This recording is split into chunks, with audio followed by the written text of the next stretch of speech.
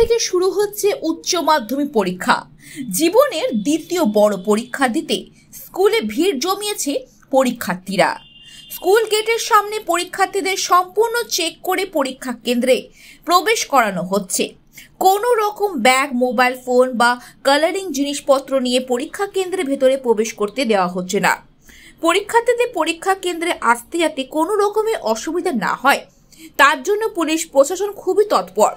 নৈহাটি নরেন্দ্র বিদ্যানিকেতন থেকে তুলে ধরব আমরা সেই চিত্র।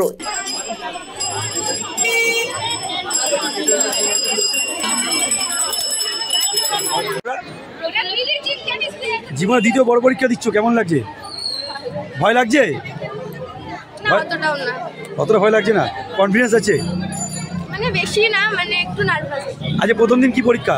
বাংলা। তোমার নাম? প্রীতি ভট্টাচার্য। কে পরীক্ষা দিতে এসছে স্কুলে? ছেলে। ছেলে? কেমন লাগছে, মানে জীবনের দ্বিতীয় বড় পরীক্ষা দিতে চলেছে? ভালোই লাগছে। ভয় লাগছে? হ্যাঁ, না না না, ভয় কেন হবে?